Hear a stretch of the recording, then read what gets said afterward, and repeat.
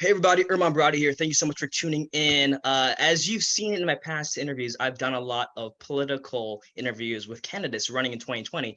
My platform is really about allowing people to speak freely, to talk about um, their platform without any interruptions. Today we have with us Lacy Johnson, who's running in Minnesota District 5 for Congress in a few weeks. How are you doing, Lacy? I'm doing excellent. I'm How you glad. doing, Erman? I'm so happy to be here. I'm glad we're speaking because for those who don't know, fun fact, you're running against Ilhan Omar. Yes, sir. So I want to give you a platform because I think it's just fair to allow candidates who are running on such a I don't say contentious, but on a national level, it's highly viewed, right? Because Yeah, she is part of the squad. So yes. some people may immediately write you off because you're her opponent. But I think I'm believe in fair and balanced, reporting. So I'm glad we're speaking, and I just want to give you your time to say what's on your mind. So Okay. thank you so much for being here. So for beginners, let's talk about your upbringing, why you decided to run, all that fun stuff, because I believe your upbringing leads to your political views as an adult, right? So you are running on a Republican ticket.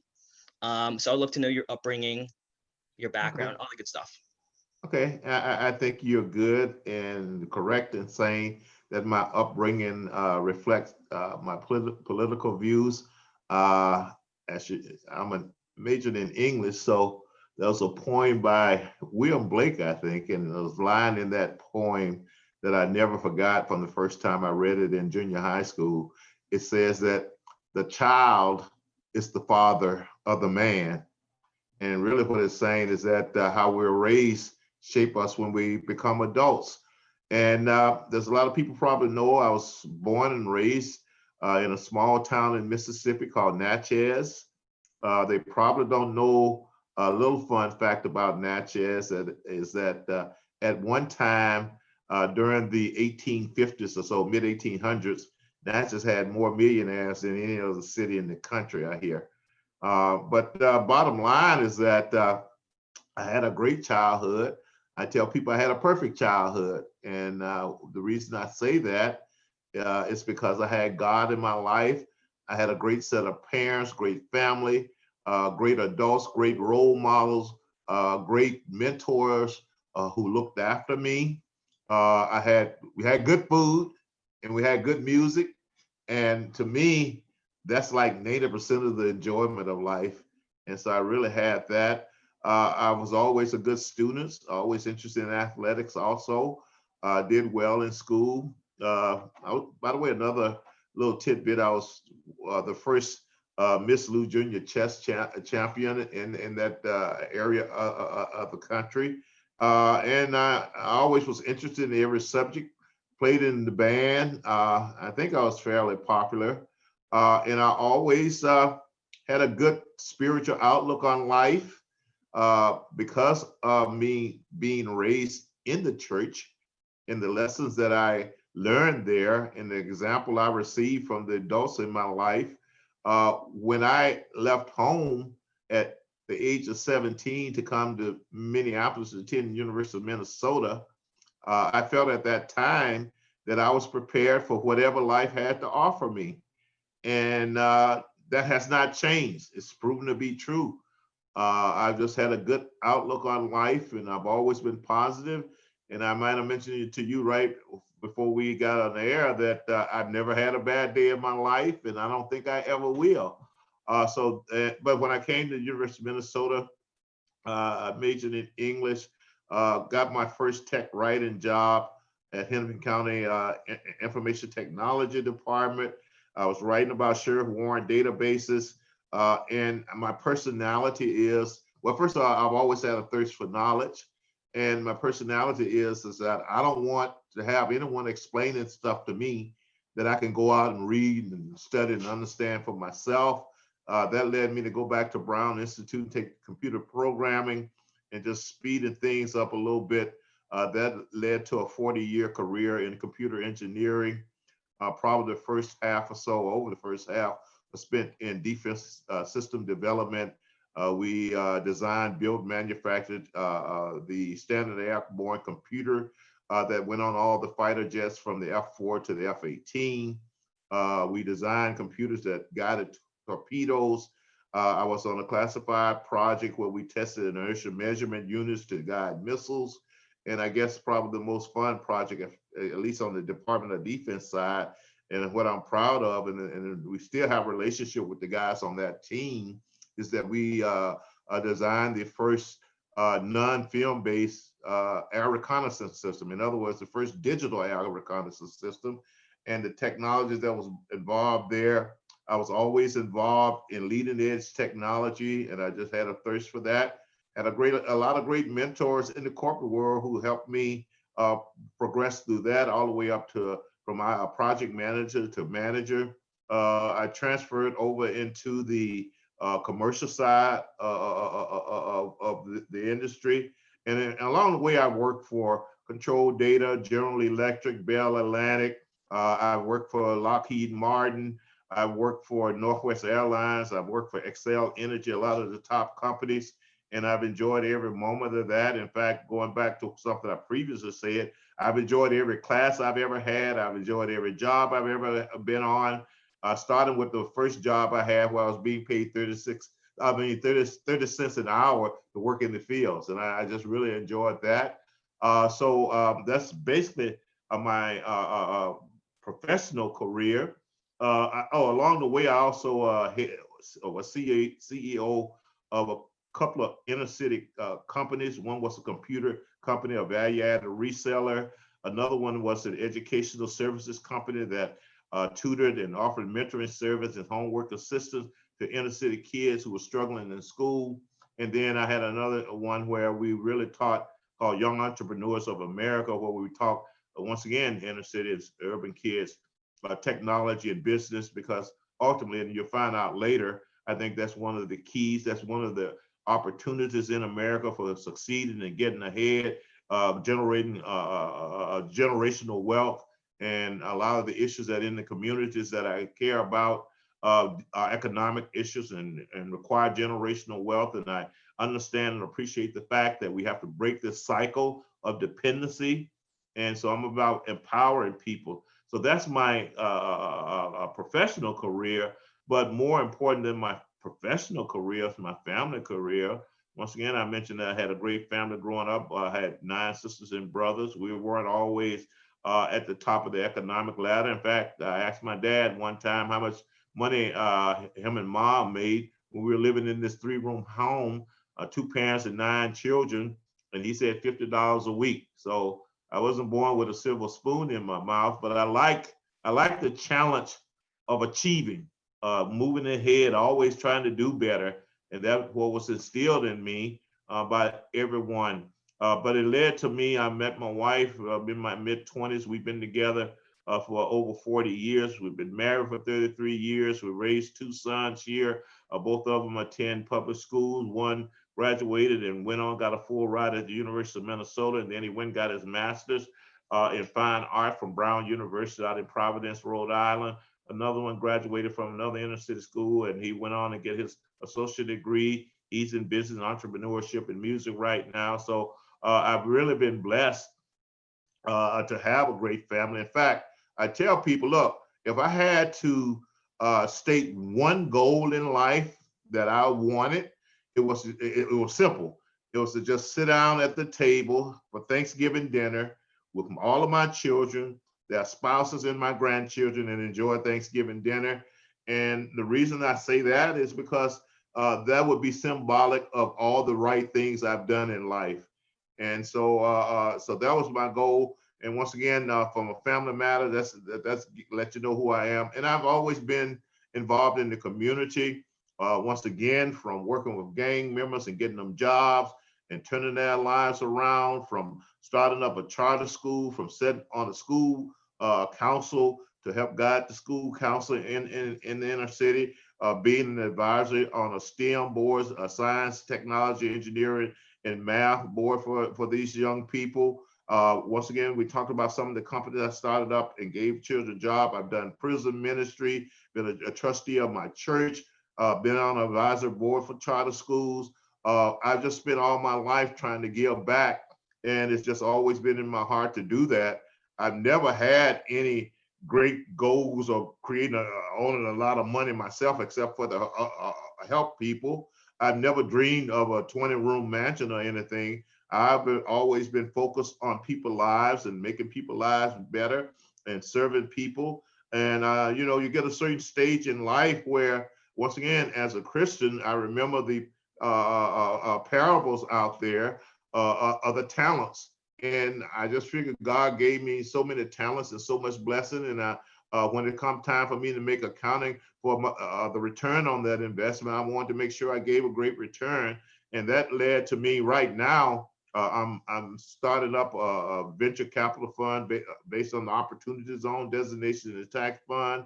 And somewhere along the line, they came to me and approached me about running for office. And I saw a synergy there between politics and business, but I always see a synergy in everything because I always trying to connect the dots. And so that's how I ended up here running for U.S. House of Representative. I'm concerned about our country and the direction it's going in. I understand what we're up against, and I think we need some warriors out here to fight what direction the other party is trying to take this country in. And I think it's my civic duty, my Christian duty, and my family duty in serving in my community to try to do something about it, because I think it's been bad for all those things. So I'm out here trying to make a difference in the future of our country and in the future of my kids and my grandkids.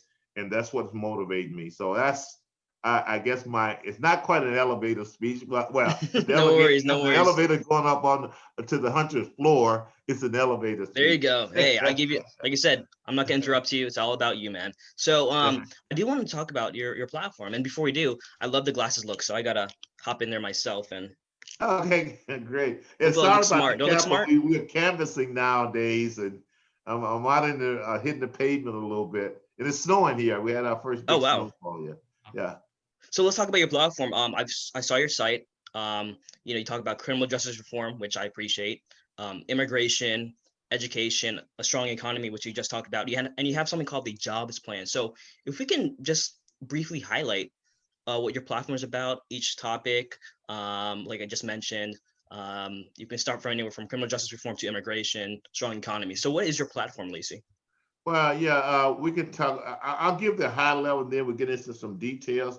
On a high level, when I look at what's happening in our community, when I look at the fact that, especially, and what really one of the reasons got me into politics too, as a Republican, because I think 40 years of voted native to 95% Democrat in the Black community has really hurt our community, and it's created a culture with a lot of dysfunctional behavior. It's created a certain mindset that's not good for the community. So that's one of the reasons I got in. But once again, my engineering and project management background always talked about root causes. We always talked about a proof of concept. And when I look at the root causes and the solutions to what's going on in our community, I look at education first and foremost, quality schools. I favor educational choice. Once again, I started up charter schools. And once again, here in Minnesota, where everything is mostly liberal leaning, I thought that was harming us educational wise. I thought that the expectation of the children were too low. I don't believe in making excuses for people because they're poor, because of their skin color and whatever. I have high expectation of our children. And so I really wanted to stress quality education. I told you I started up a charter school. The charter school basically had a few basic premises. And first of all, I started with the attitude of the people of leadership. And my thing was, we educate, no excuses. I don't believe in making excuses. In fact, I don't even like to explain why we didn't get something accomplished. And so I made sure we stress that to anybody that worked for us. I know in looking back on my public education, what I consider one of the world-class public education, I know Mississippi has a reputation of being bad in education, a lot of things, but I had a great public education. And when I look at the features of that base, great public education, once again, and we educate, no excuses. They didn't blame anyone. The teachers had high expectations of every student, and that was the case too. We stress discipline. I just believe in strong discipline. And once again, I know it's tough sometimes for dealing with a lot of these children from tough background. But what I found is that if you care about these children, you know how to talk to them, and you can challenge them to do better. Once they know that you care about them, and that's what we did, and once they know we didn't tolerate certain things, and once again, it's difficult, and this is what I find in a lot of inner city schools. They have staff who's afraid of the children, and it's difficult to discipline someone if you're afraid of them. So we wanted to tackle those type of things, and I also told everyone, and this probably was the key. Every adult that was associated with the school had to treat every child as if that child was their own child.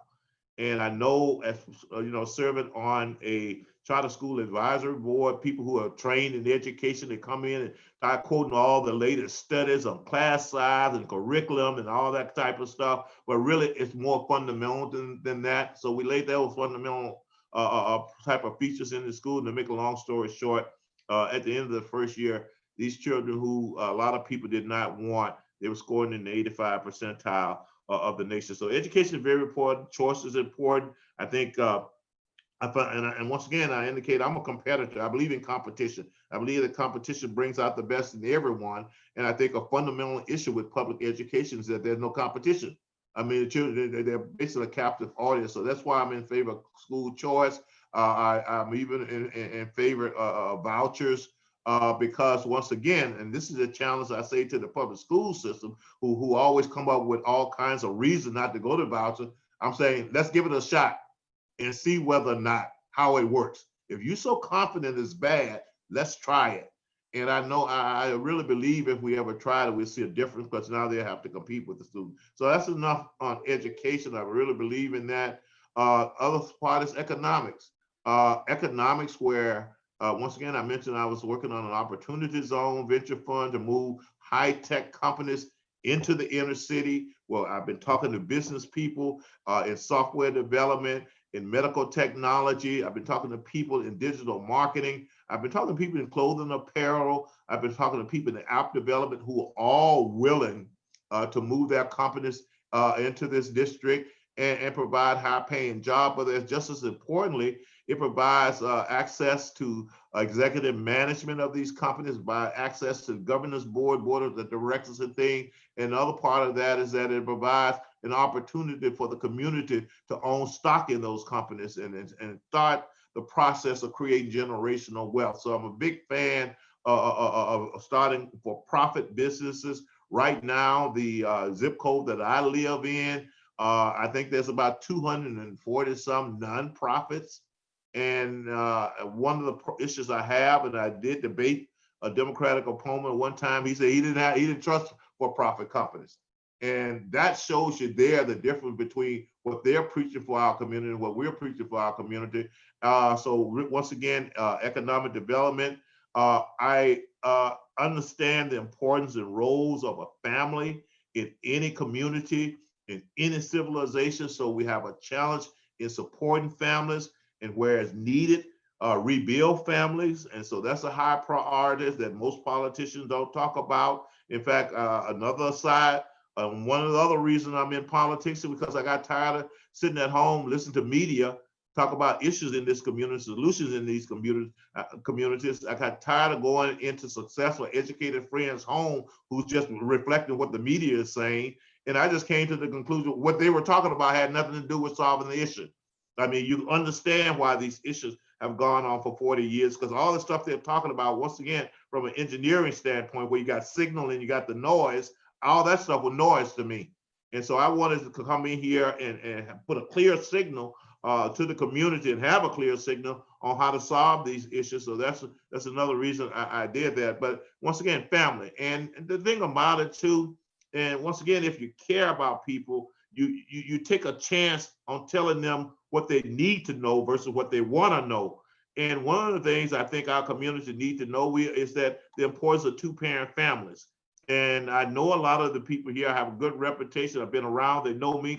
And so I can stand up and say, look people in the eyes and say these type of things to them. And I'm having a hard talk with Black males about marrying, respecting, supporting the mothers of their children. I mean, we should not look at other people to support ourselves or our family. And so I'm throwing that gauntlet down and challenging Black males to do that. I also talked about faith, the importance of faith in my life. And, I always tell people, look, I know what works because I saw it work in my life. I mean, I saw the vast majority of us young Black struggling families where the vast majority of the kids graduated from high school, went on to post-secondary education, settled down, got married, owned a home, raised a family, and how successful that was. And once again, faith was key to it. And if you look at it, and I tell people this, look, a lot of these issues that we're talking about, gun violence, we didn't kill each other because the Ten Commandments said that thou should not kill. And we had all kinds of guns around, so we didn't kill each other. We didn't use the excuse of being poor to commit crime or to steal because the Ten Commandments said thou should not steal. We didn't go around spreading rumors and lies on each other because the Ten Commandments told us not to bear false witness. So whether you believe in all the doctrine or not, it gives you a guideline on how to live your life in an ethical, moral way. And just as importantly, as young people, we tend to stray sometimes. It's like a lighthouse or a beacon to always get you back on course. You can always hear what your mom told you, and you always hear what the deacons told you in church. That'll just straighten you out, and you don't want to disappoint them. So first of all, family, we talk about education, we talk about economics, we talk about family, we talk about faith, and then recently we're looking at some other issues that you brought up earlier. Criminal justice reform is one of them. Well, first thing I'm telling, and once again, being honest with people because you care about them, stop breaking the law. Even with some of the issues with the encounters with the law enforcement, don't break the law. If you are encountered with it, don't resist arrest. Those are the type of things I'm telling people. Always make sure they see both of your hands. And when you say this to people out of love because you really care about them, and these are the things I told my two sons growing up because I love them. It wasn't about any particular movement or an agenda, or we don't like the police, or we know they're all fine. No, my number one priority is your life.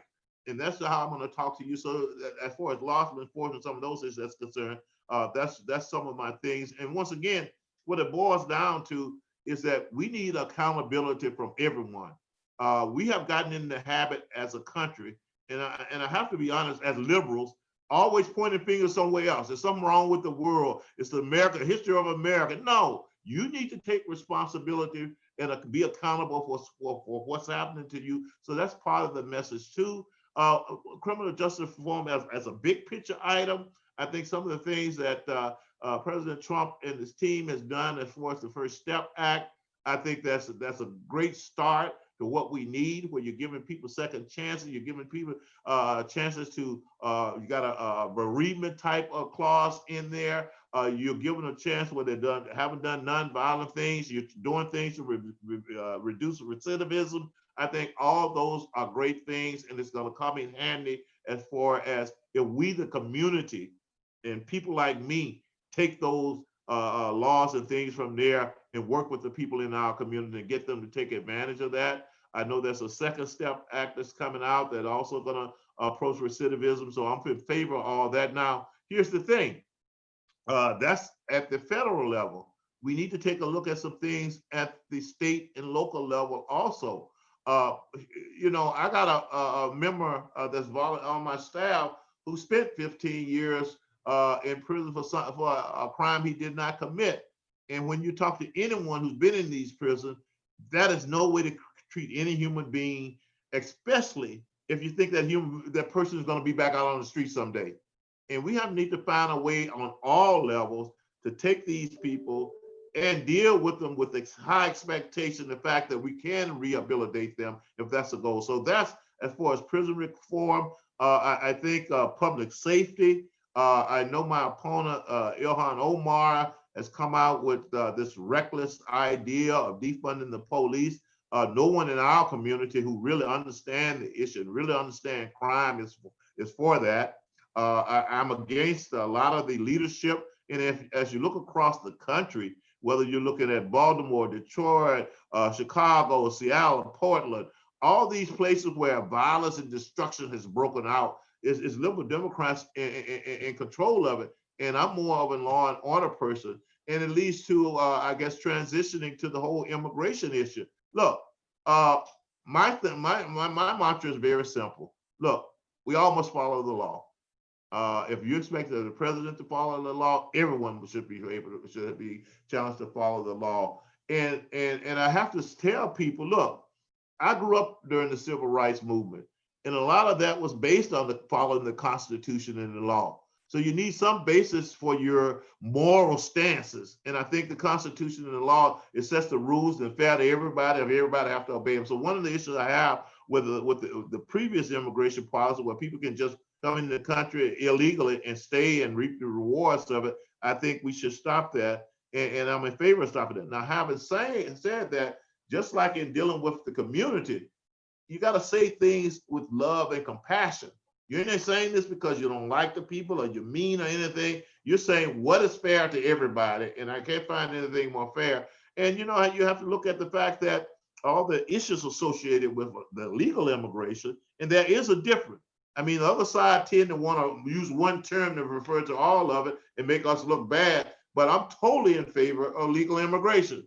I'm not in favor of anything illegal. And once again, I tell people, if you notice, those people who were in favor or who are in favor of illegal immigration, you never hear them say the law is unfair. It's just we don't like the consequences of the people that's being negatively impacted by the law.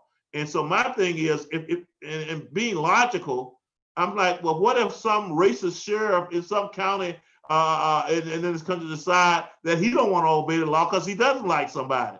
You want us not to obey the law because you like somebody. So that's the flip side of it. So we have to obey the law. So, and not only that, the other things, like I said, that comes with it, the child trafficking, the the pressure to lower wages, how employers take advantage of people. So I'm really in favor of a great immigration system. I think we should be more fast. I think there's a backlog of things like that. We need to fix the process. I'm a process improvement guy, but I'm basically against that also. And you had mentioned a couple of other issues that I've forgotten, but I'd be more. No worries. I know you've said a lot. No, you said a lot. And well, I'm glad you mentioned, I'm glad you talked about immigration, because a lot of things that people may not recognize and that people have mentioned to me, and I didn't think about it before, was, you know, the whole thing about employers taking advantage of people, paying them below minimum wage because they have no other options.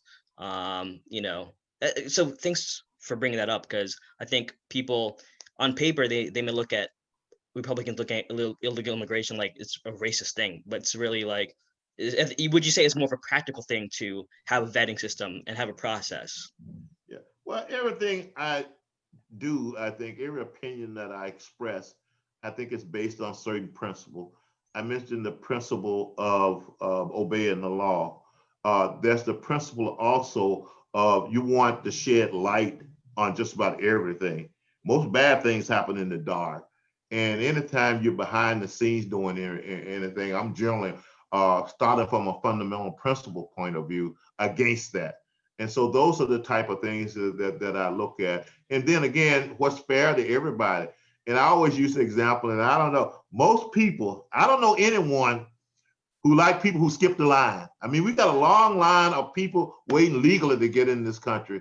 And I try to give the example, if I'm standing in line at the DMV, this long line, I don't want anyone coming in and say, I want to skip because my kids are back home and I need to get back home before my kids get there. 99.9% of the people will be against that. And so that's that whole skipping the line aspect of it. Once again, from a principle standpoint, that I'm not in favor of. So those are the things, the way I look at it. Once again, as I go along and I have people challenge me, just about every opinion I express, I think it's based on some fundamental principle.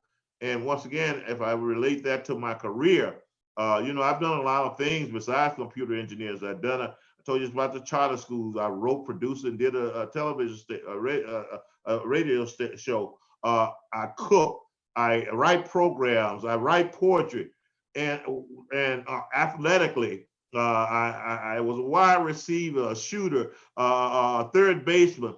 Everything that I ever did, the first thing I try to do is understand the fundamental principles of it. and principles always has led me in what I do, how I think, and everything else. And I'm glad you mentioned the human trafficking aspect of it too, because some people don't realize that that's going on. I'm gonna be controversial here, but they see the picture of children in cages and not realize the context to what that those pictures are.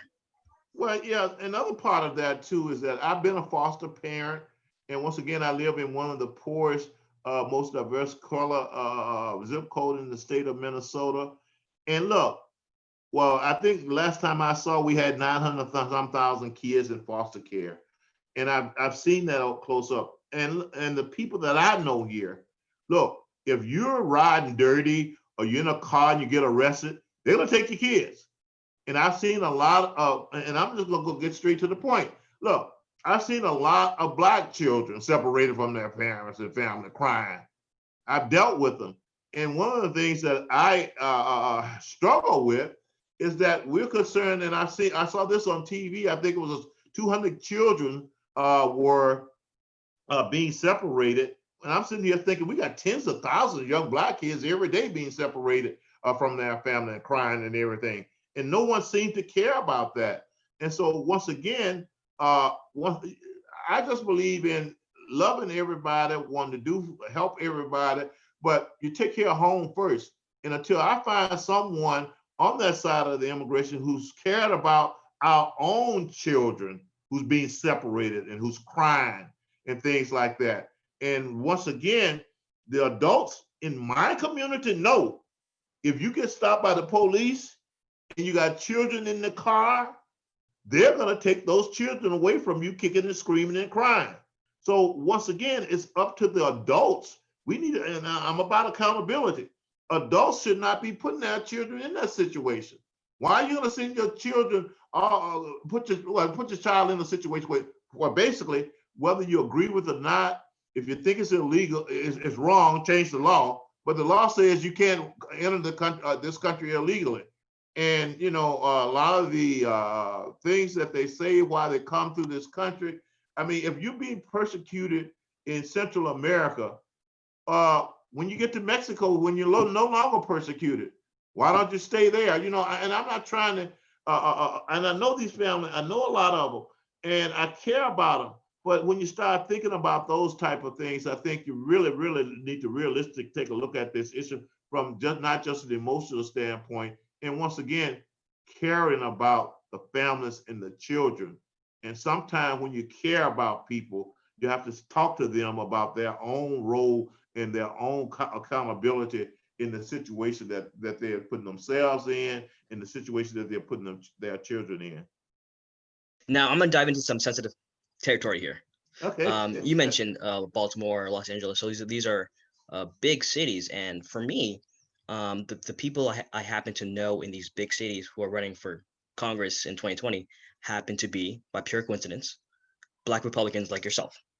Mm-hmm. So there's a shift in politics in the last 10 years, right? Mm-hmm.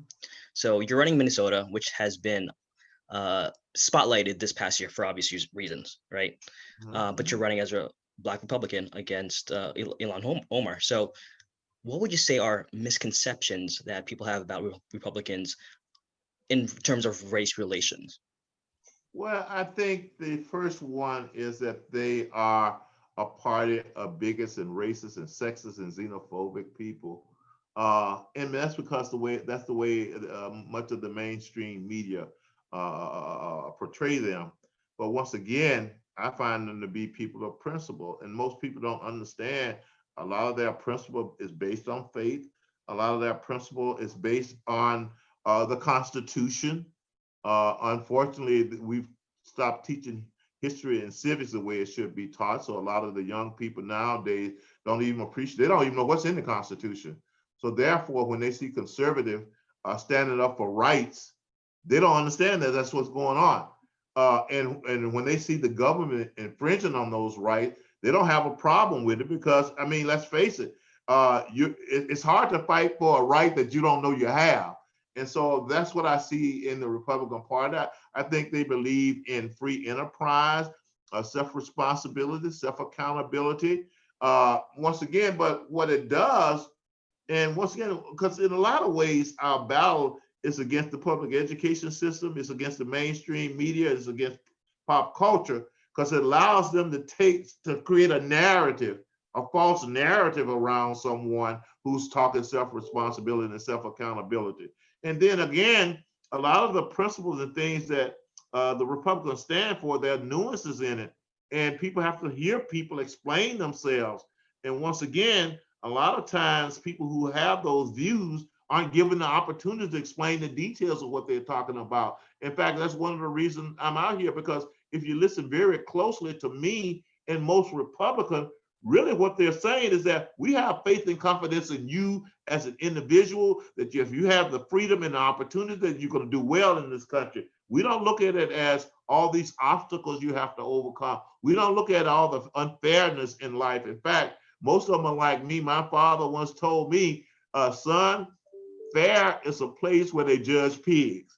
And so life isn't fair hardly for anyone. So those are the type of things that we stand for.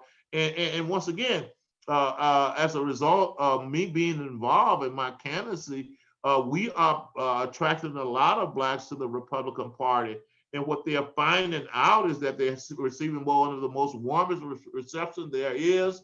They are not running into a bunch of racists and bigots. And once again, what I like about it even more, because they can take a person with a beard and look like they're a hillbilly or something, make people automatically assume they're racist. But you're meeting people of all kinds of appearances, all kinds of character, all kinds of economic level. There's nothing but welcoming. And then the other thing about it, if you really believe in free enterprise and competition and for-profit businesses, they understand that, and they're willing to invest their money into these things and know that they're going to work. I mean, the great thing about the Opportunity Zone, which I really, really love, is that it brings together wealthy people with disadvantaged community. It brings together wealthy people who with money, who's had capital gain, they don't want to pay taxes on it, and they're investing in Black entrepreneurs, they're investing in women entrepreneurs, they're investing in people of color entrepreneurs, and these things are working. So that's what I like. And really, the more you do that, the more testimony you have. I mentioned a software development company that's getting off the ground now. Well, when we wanted to raise $150,000, and I try to point this out to my friends, and I sent out requests to about 20 people, and only 2 were Republicans, and those were the 2 who came up with the money. And so I'm trying to impress that. And not only were they 2 Republicans, they were 2 older, elderly, rich, white male Republicans who supported Trump. And so I'm trying to tell people those are the type of things that really doesn't matter. What it matters is us coming together, working together. And once again, as what I bring to politics is the fact that if you work in leadership in the corporate world, the great thing about that is that you work with all kinds of people to get stuff done, and it doesn't matter. I've never been in one business meeting where I thought someone race was a factor, someone gender was a factor, someone sexual orientation, religion, any of that. None of that was a factor. What was important is that here's the goal. Well, these are the issues. Here's the solution. Here's the plan to solve the solution. Let's come together and execute and work this plan successfully. And so that's my approach. And that's why I'm trying to get people to change their mindset and stop focusing on the things that separate us and prevent us from getting things done. Because we as a country, we have some significant problems and issues to solve, not only as a country, but as a state, as a community. And based on what's recently happened in Mississippi, down in Mississippi, Minneapolis, we have some serious issues here locally to solve as far as violence and crime and rebuilding businesses and things like that, and readjusting law enforcement to meet the community needs. So those are the type of things that I bring to bear. Now, I do have a few minutes left with you. So I want to know, and if you don't want to answer this, no worries. Would you like to talk about the ballot harvesting issue that's going on? Yeah, well, I don't shy away from any issues, because okay, let's go there then. We got to have some heart-to-heart conversation, all of us, and I'm saying it might as well start here. Well, first of all, maybe people don't know, Minnesota has evolved into a liberal, almost leftist leaning state. And they control government, they control the bureaucracy, and they have a system in place. And that system has historically been known where the Democrats cheat. I'm just being honest.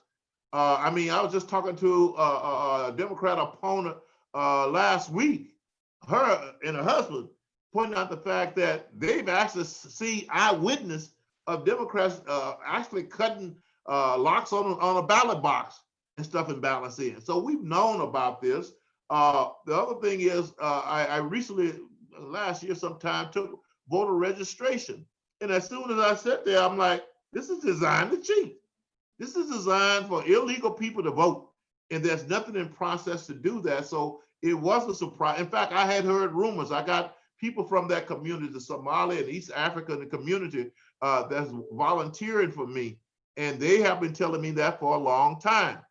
So the whole system is corrupt. And when you pair that with the fact that the mainstream media is not motivated to reveal all the dirty tricks that the Democrats are up to, because they liberal themselves, it just continue to go on. In fact, I had some legal people look at what was going on here with the illegal ballot harvesting, go through the Minnesota laws. They talked to the election bureau, and these were people from out of state, illegal people from out of state, and they said, we can't believe this.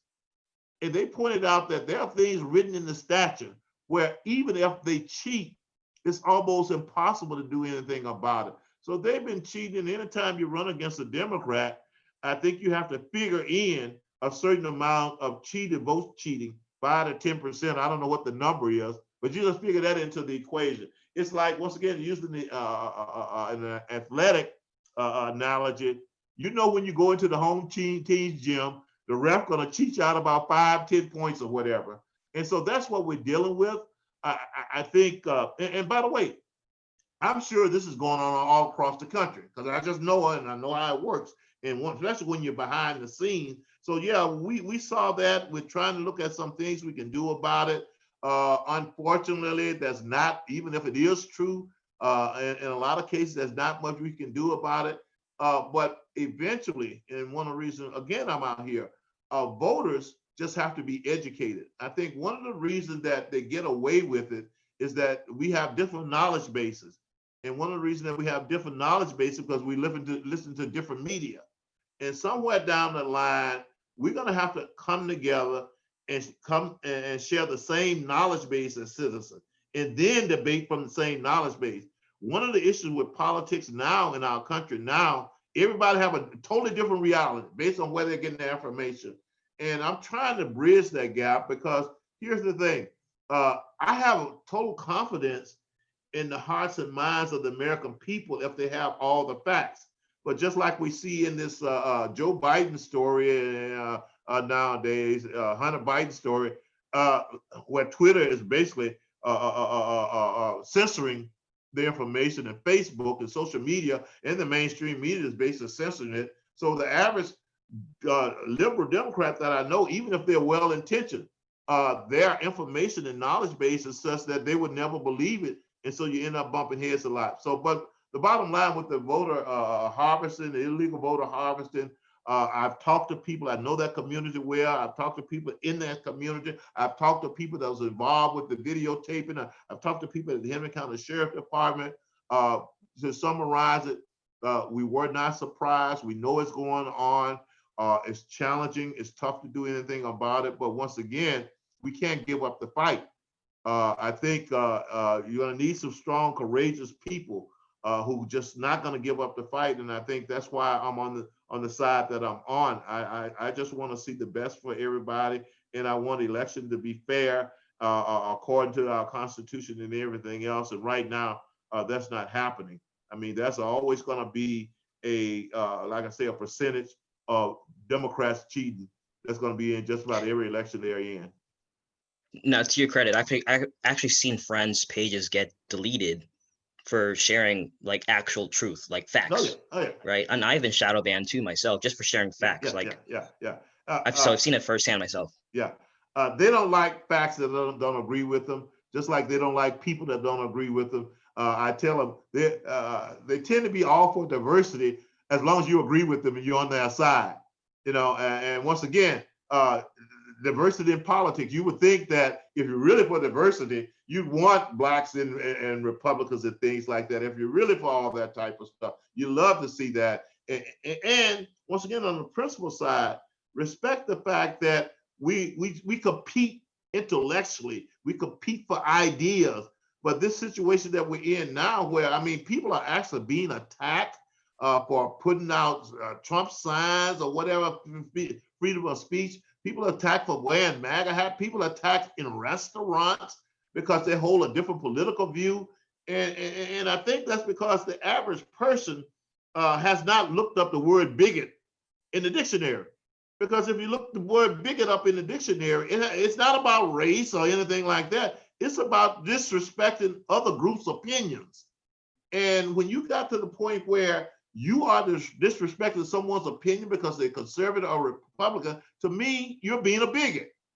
And yet you're finding it okay to go around and calling other people bigots. So those are the type of things that I think I like to get out in front of the public and help change people's mindset, perhaps help change people's hearts, because really I believe in the hearts of most people. And once again, I think that when you're constantly programmed and educated from day one in the public school system about how bad the country is and how unfair everything is, and how everybody's a racist and a bigot and a sexist and a xenophobe, and then you get reinforced every day in mainstream media, and then you get that reinforced in pop culture, our young people almost cannot help or feel the way they feel. I felt bad when I saw people supposedly representing Black Lives Matter attacking Vernon Jones and his Black woman when they came out the Republican National Convention. And there was just so much disrespect. And not only just disrespect for your elderly. And we just lost so many of those basic premises. And then we wonder why things aren't getting any better. And even worse, we're pointing at other people what they're doing, and we're not taking time to look in the mirror and see exactly what we're doing to contribute to this. So that's one of the reasons I'm out here. Have you been called Uncle Tom yet without even being asked why you believe what you believe? Well, I've been called some names on social media. I tend to ignore it. Here's the thing. You can't offend me because I always consider the source, number one. Number two, look, no matter what you say about me, the first thing I do, I don't care who it comes from, is make a determination. Is what they're saying true or false? It doesn't matter if it's true, I accept it. If it's false, I ignore it, and according to how it comes at you, in most cases. So yeah, I've experienced that, but I expected that. When I started out, I understood the environment that I would be in, and at the end of the day, it comes back to faith anyway. God put it on my heart to do this, to enter this race. God put it in my heart to run as a Republican, with understanding the risk that was involved there, understanding that you might lose friends and family members. But at the end of the day, I thought about it. I said, it might just be me and God taking this journey. And I'm like, I like those odds. I'm comfortable with that. And so that's why I just continue to do what I'm doing. And like I told someone the other day, look, I'm at peace with myself. I'm at peace with the world. And I think I can take care of myself, and I have no fears either. So when you put all those things together, people calling your names and stuff like that, that's to be expected. Someone once told me, even before I entered, as soon as you enter the race and put an R by your name, half the people are gonna think you're dumb, idiot, racist, bigot, and everything else. Even though all your life, people have been thinking you're a smart guy, you get things done, you love everybody. But as soon as you enter politics, and put that R by your name, you become almost the scum of the earth. But once again, that doesn't bother me. I'm a tenacious, courageous, I think smart kind of guy, and I know what I'm up against. And someone needs to do this because, and you may not know this, I had a young man working on my campaign. He wasn't working on my campaign at the time, but he was shot and killed. And I was at his funerals a couple of weeks ago. And somebody got to do this to stop this, to stop all the stress and strain, the suffering, the pain, the murdering, the violence. Somebody got to do this. And nothing that has happened politically so far has made a dent in it. I mean, if you think about it, we had a black president who, at least for 2 years, had a majority in Senate and in the House of Representatives. And the melee and violence and stuff still kept going on in Chicago. At the end of his 8 years, it was no better. And so we need to talk about different things in politics.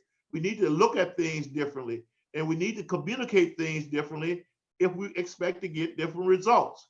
And we need people who are not in it for themselves, because once you get into politics or any field, it's tempted to do the things that serve you best personally. But once, like I tell people, look, I'll always be Maisie and Sylvester Johnson, little boy, and I don't care how much money and fame and fortune is around me.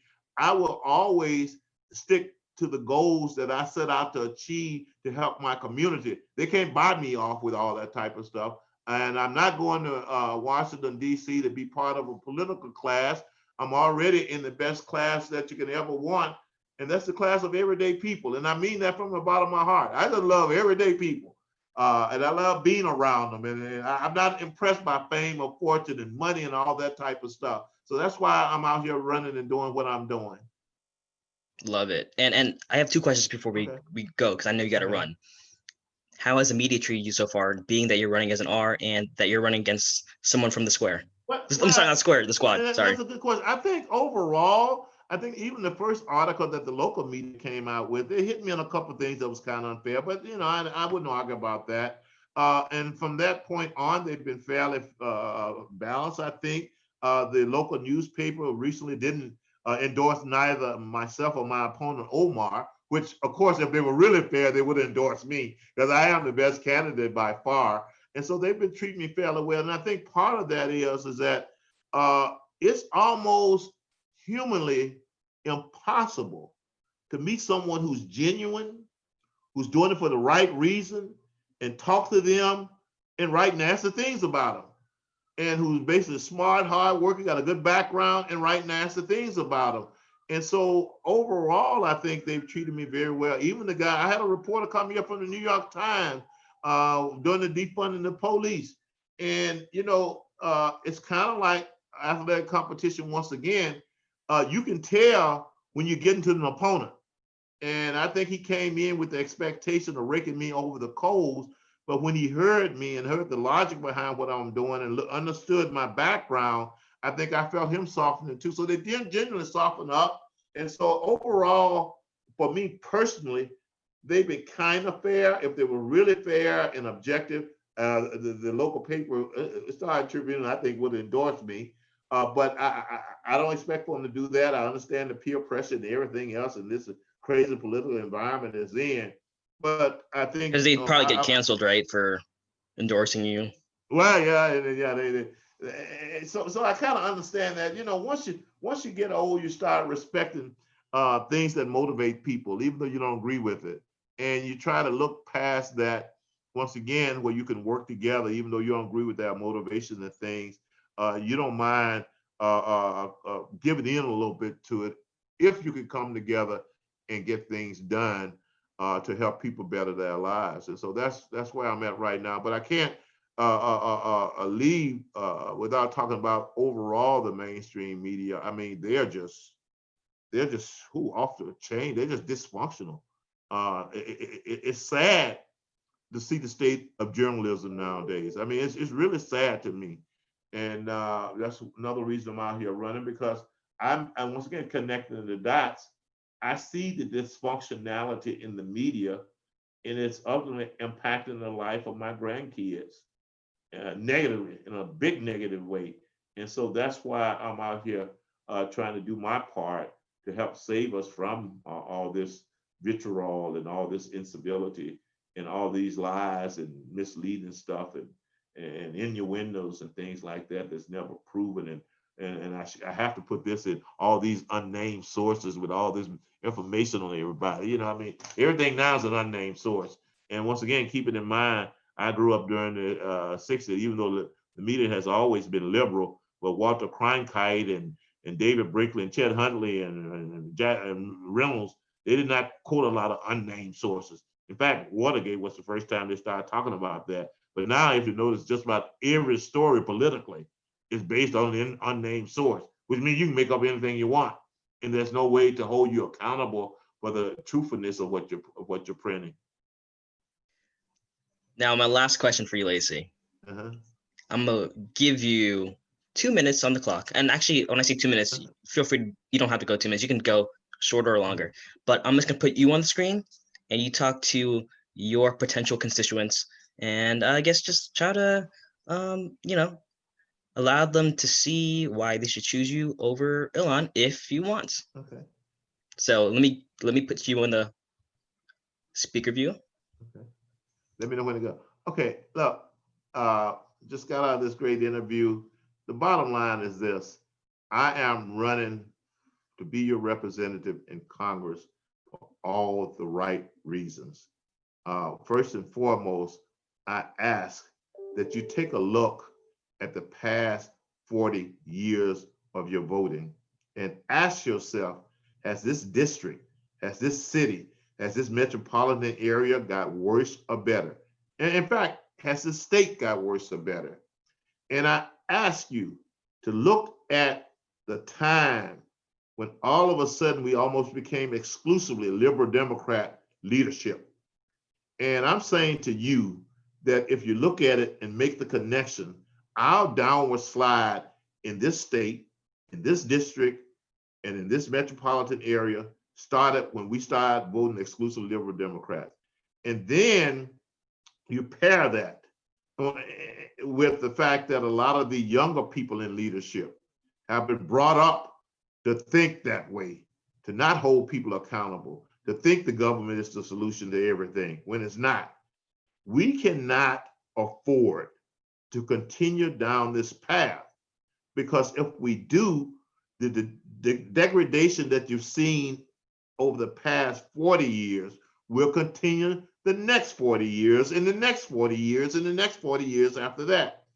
I think it was Einstein, and I probably won't summarize it correctly here, defined insanity as doing the same thing, expecting different results. And we cannot keep doing the same things with the same principle, voting the same party, and expect to get different results. Now, I say that because I really like to stay away from parties and things and people names and focus basically on issues. Look, we got issues in education for certain people. We have issues with some of the families in these communities. We have economic issues. We got law enforcement issues. We have to come together as a group, as a people, to solve these issues. And when I say come together, it shouldn't matter what party you are in, who you voted for, who you support. It shouldn't matter what your race is, your religion is, your gender, your sexual preference. None of that should matter. What should matter is our common humanity, our common dignity, our common concern for our family and the future of our children, and focus on what are the issues and what are the solutions. And let's come together and agree on the issues. And once we can agree on the solution, let's work it together on implementing those solutions, with the understanding that none of us are perfect.